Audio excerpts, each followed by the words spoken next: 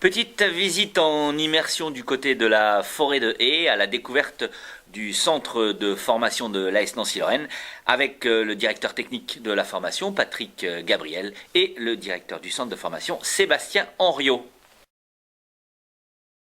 La philosophie est très simple, c'est un triple projet, sportif, éducatif et scolaire.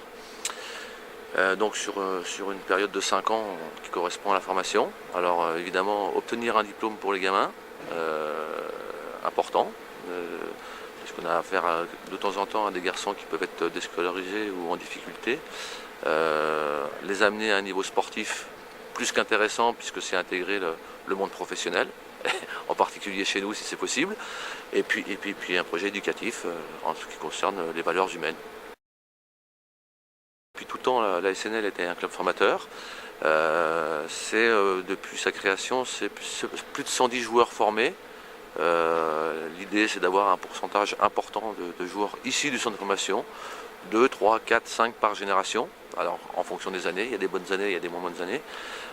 Mais l'idée, c'est d'avoir une équipe où la majorité des garçons sortent du centre de formation. Dans un premier temps, on s'arrête sur le potentiel technique et athlétique du garçon. Ça, c'est un travail de longue haleine, puisque évidemment le recrutement, avec une grosse concurrence de tous les centres de formation de France, il y a une grosse guerre justement pour ce recrutement. Mais disons que le principal atout au départ, c'est la technique, et puis progressivement la mise en place au niveau physique, mental et environnemental aussi, puisque l'environnement du garçon est important. L'idée, c'est d'avoir une base interrégionale avec la Lorraine et le pôle espoir de grosso modo de 50% de garçons issus de ces deux régions, et puis 50% d'autres gamins qui sont issus d'un petit peu plus loin, et en majorité d'un gros quart nord-est qui part de Lille, Paris, Lyon, et tout ce qui est à l'intérieur de ce secteur. C'est les 4 domaines où l'on travaille au niveau de la formation, c'est le domaine technique, le domaine tactique, le domaine physique et le domaine mental. Le cursus sportif dure 5 ans, et à côté de ça, il y a un cursus scolaire, mais lui, il dure que 3 ans. Le recrutement se fait avant ces 5 ans, donc c'est un projet, je dirais, à long terme, d'éducation du gamin de l'âge de 13-14 ans jusqu'à l'effectif professionnel aux alentours de 20 ans.